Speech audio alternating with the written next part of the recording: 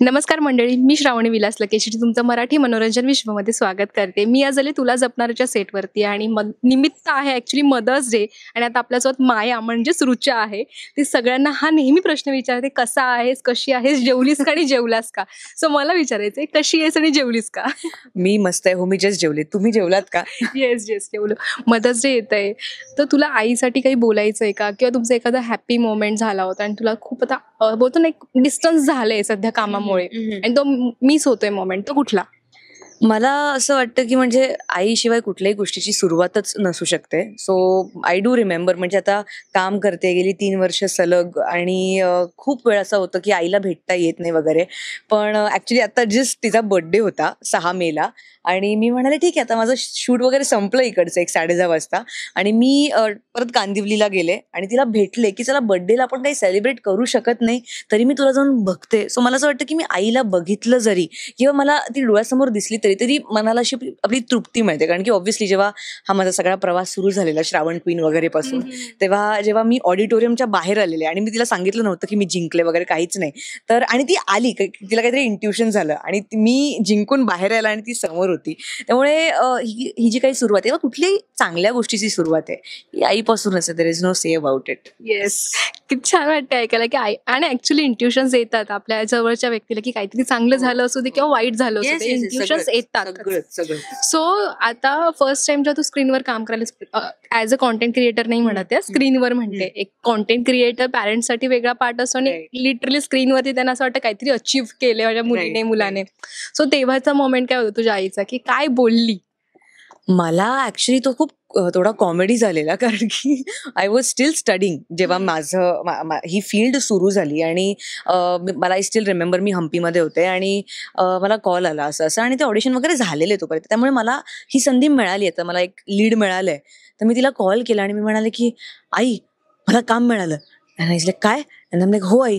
आणि शीज like okay okay हा बोलून टाक. मी म्हणाले आणि आई एज्युकेशन हा ते आपण बघू, तू हो म्हणून टाक. So that is my memory of her की शी वॉज व्हेरी एन एन, म्हणजे ते आमचं इतकं क्षणात सगळं झालं आणि ओके 3 साल अभी वी आर स्टील ऑन आणि she still with me as usual. आणि अगदीच तिला खूप प्राऊड वाटतं आणि ती हॅपी आहे, खुश आणि प्रचंड सपोर्टिव्ह आहे. कारण की एक ऍक्टर म्हणून जे काही कसब अंगी असावं लागतं त्यापेक्षा जास्त आपले जे आजूबाजूला माणसं आहेत ना किंवा जी आपल्याला सांभाळतात, आपली आई असो कोणीही असो, त्या लोकांनी अंडरस्टँडिंग राहणं खूप गरजेचं आहे. कारण की आपण एक 2 पर्सनॅलिटीज प्ले करतोय आणि अगदीच म्हणजे मम्मा थँक्यू, तुझ्यामुळे आज मी इथवर आहे आणि इथून पुढे सुद्धा. So love you. किती गोड आहे. पण आता आईला जर तुला सांगायचं असेल काही किंवा मनातली असते ना गोष्ट की आपण नाही शेअर करत फार, आणि तुला असं झालं की आता तुला संधी मिळाली, ही आई आहे तुझी, तर तू तुझ्या आईला काय सांगशील किंवा बोलशील? मम्मा गेट अ बिट इमोशनल. आई तू अजिबात काळजी करू नकोस, मी तुझ्यासोबत आहे आणि मी तुझ्यासोबत नेहमी होते, आताही आहे. मी थोडंसं कामात बिझी आणि मला माहिती आहे कधी कधी रात्रीची तू कॉल करतेस आणि तुला बोलायचं असतं, बट माझ्या अंगात त्राण नसतं. पण तुझी ही मुलगी तुझ्यासाठी एक मैत्रीण म्हणून, तुझी आई म्हणून आणि तुझं सर्वस्व म्हणून नेहमी आहे. तू चिल कर. Love you. किती गोड ग, थँक्यू सो मच.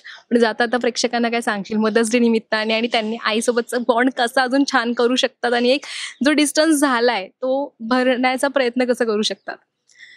मला असं वाटतं ना की म्हणजे मी मी प्रेक्षकांना हेच सांगेन की खूप वेळा असं होतं, म्हणजे माझ्या मैत्रिणीमध्ये किंवा मी गँगमध्ये पण बघते माझ्या की ना खूप गोष्टींना आपण आईला सांगत नाही किंवा कदाचित ती चिडेल, कदाचित ती डिसअपॉइंट होईल, कदाचित भीती असते. तर या मदर्स डेला मी तुम्हाला सगळ्यांना हेच सांगेन की आपल्या नात्यामध्ये जी एक भीती असते ना, मग डझंट मॅटर तुमचं वय काय आहे, ती भीती जेव्हा तुम्ही काढाल ना तेव्हा तुम्हाला कळणार नाही की आत्ता जे तुमचं नातं आहे तुमच्या आईसोबत ते अजून सुंदर होईल. त्यामुळे ती भीती काढून टाका. कारण की शेवटी कितना भी कुछ भी हो, माँ तो अपनी है ना, समजेगी जो कुछ भी होगा. तो बोलो, बात करो. आणि आता आय एम शुअर सगळ्यांच्या मॉम त्या 45-50 एज मध्ये आहेत आणि त्यांची मेनोपॉज आणि चिडचिड वगैरे सगळी सुरू आहे.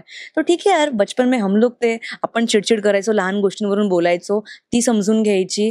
आता तिची वेळ आहे, आपण तिला समजूया. तिलाही मूड स्विंग्स होतात, तिलाही एकटं वाटतं, तिलाही बोलावंसं वाटतं, तिला पण आपल्याशी मैत्रीण म्हणून बोलावंसं वाटतं.